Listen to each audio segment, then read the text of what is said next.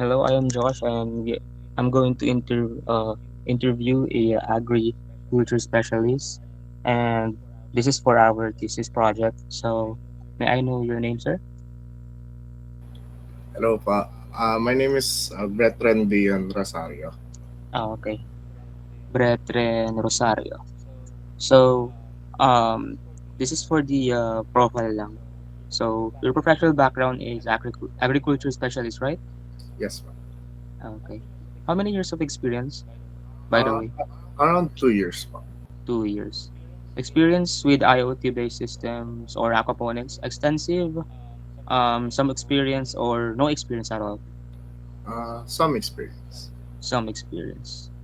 Okay, let's go straight ahead to the interview. So, section B, technical and infrastructure challenges. So, have you experienced sensor malfunctions in your system? So, these sensors, because we have this system sa aquaponics, mayroong isda, tilapia, then may lettuce sa taas. So, binubuhay namin yung tilapia and lettuce continuously sa tubig.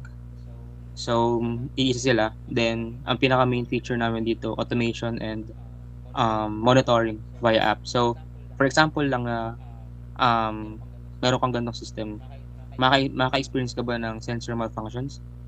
Hindi naman. No. No, okay. So, how often do you experience unstable internet connectivity? So, for this, gumagamit kasi kami ng app. So, sometimes nakaka-experience kami ng unstable sa connectivity in terms of internet connection. So, for you, if magkaroon ka ng ganito, never, rarely, occasionally, frequently, or always?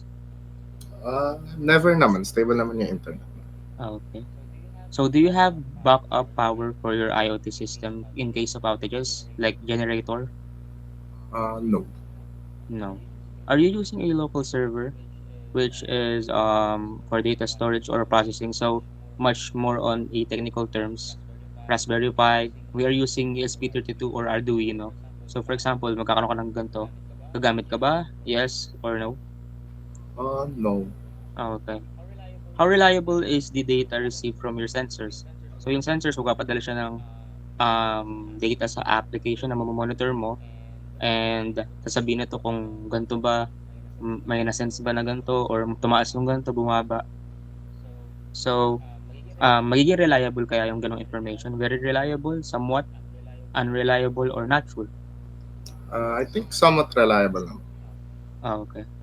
For the next section, C, usability and technical skills. Do you find it easy to interpret data from your IoT dashboard or app? So, as I was saying sa application, yung mga information kaya na mapopost doon or mamomonitor mo, easy kaya na ma-interpret niya or malaman mo kung ano nangyayari, yes or no? Yes, I think. Okay. Have you received any training sa ganitong particular sa IoT system, yung paggaganto, mag-sensor, mag-automation, yes or no? No. Okay. How confident are you in troubleshooting technical issues with the system? So, for example, nagkaroon ng problema. Very confident ka ba na maayos mo? Moderately confident, not confident, or you will rely on others? Uh, Usually, I rely on others. You rely on others. So, last section, before sa so second from the last, section D, system performance and maintenance. Do you encounter false alarms or inaccurate alerts from your system? So, naka-encounter kami ng ganito sa amin na tumaas yung ganito, yung ammonia, pero hindi naman pala. So, sa tingin mo kaya makaka-encounter ka po nito, sir?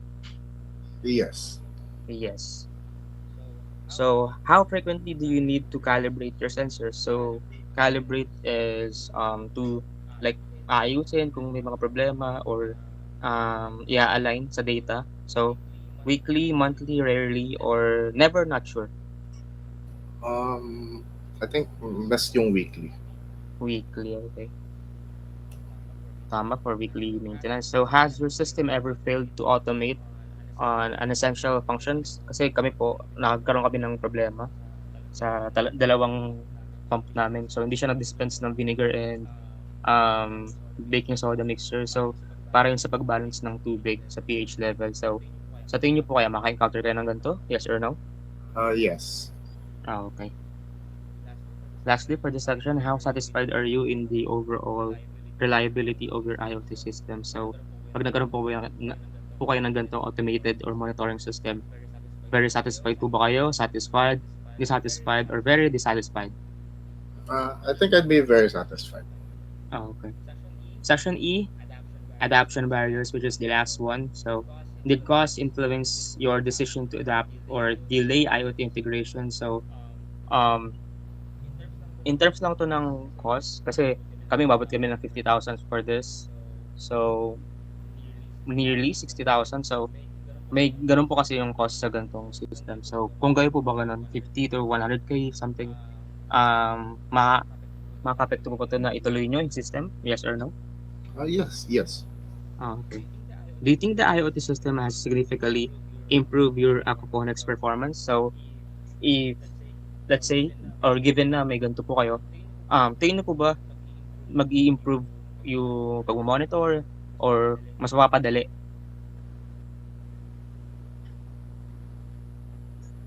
Uh, I think mas may improve yung pag-monitor. Okay. Last question, would you recommend IoT-enabled aquaponics to others, this kind of monitoring or automation to others? Yes, no, or maybe? I think yes, I'd recommend it to others. Okay. Lastly, just to have your insights po.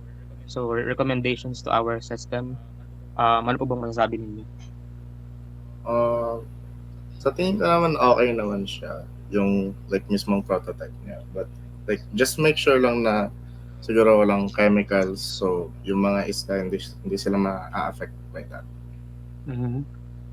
Okay po.